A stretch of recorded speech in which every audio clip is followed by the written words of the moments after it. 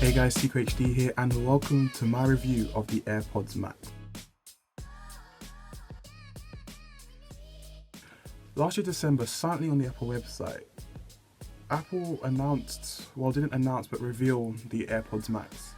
They could have actually announced it alongside with the iPhone 12 Pro event, which included the HomePod Mini and the new next-gen iPads.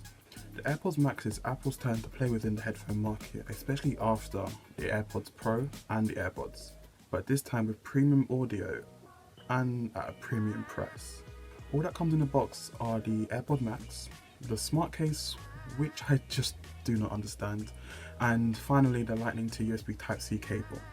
Now the AirPods Max come remarkably close to the Sony WH-1000 XM4s, which are easily competitive, with many saying that they'd actually pick them over the AirPods Max.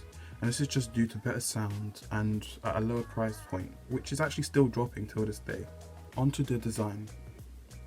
The AirPods Max are great with a solid build design overall for headphones, with oval shaped ear cups and an inverted knit mesh headband and knit mesh ear cushions.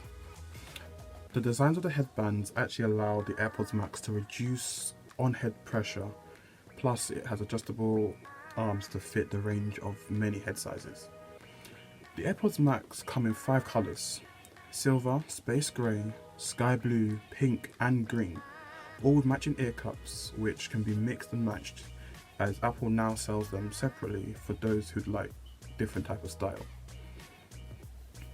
You can also personalise the AirPods Max by adding your name, for example, or emojis to show or to make sure that they are actually suited to you. The audio quality on the AirPods Max are actually just amazing.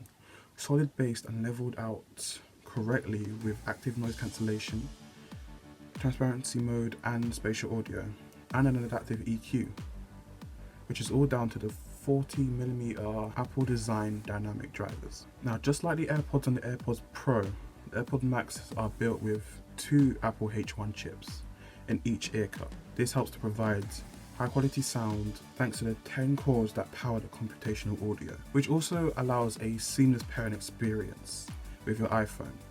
You can't get this on Android, unfortunately, but you're able to connect to them through Bluetooth. This honestly is just another way to keep you in the Apple ecosystem, or to actually move you over to the Apple ecosystem. Battery life on the AirPods Max actually range from around 20 hours, which is actually good compared to the Sony WH-1000 XM4s, which are roughly around 30 hours of playback. With the AirPods Max, with just 5 minutes of charge time, you can actually get 1.5 hours of playback time. Features on the AirPods Max include the spatial audio feature, which works pretty well with any type of content with Dolby Atmos, which actually just places you in the middle of the sound going on around you. Active noise cancellation comes very close to the Bose noise cancelling headphones 700s, being able to block almost all outside noise going on around you. This only works because of the 3 outward facing microphones on each ear cup, which detect noise around you, and the microphone on the inside of each cup to actually hear and balance out what you're hearing. Also with transparency mode, all the noise around you actually comes inside, phones on the outside, allowing sound to pass through. And you can switch between these modes through the Apple Watch inspired digital crown. With the digital crown, you're also able to play, pause audio, skip tracks, answer phone calls and end phone calls, and actually activate Siri for voice commands. Apple's actually done a very good job with these features with active noise cancellation and transparency modes. And just like other Apple products, you're also allowed to use the automatic device swapping feature on the AirPods Max. What this allows you to do is have the AirPods Max connected to your iPhone, and once you move over to your Mac or MacBook, for example, they just switch over. This is as long as they're connected to the same Apple iCloud account. Now, the reason you're actually watching this review is to actually find out if the AirPods Max are actually worth the price at an actual big £549.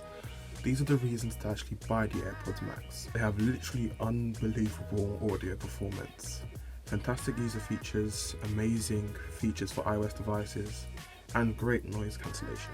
And the reasons why they might not be worth it at this price point is because, yeah, they are expensive. They don't have the 3.5mm audio port, even though Apple will actually sell you that for an extra £35. They have limited features for Android users, and the carrying case still doesn't make sense. And that is why I would recommend the Sony WH-1000 XM4s. That's the end of this video, and thanks you guys for watching, and please leave a like or comment on what your thoughts are, and don't forget to subscribe for more videos like this. See you guys in the next one.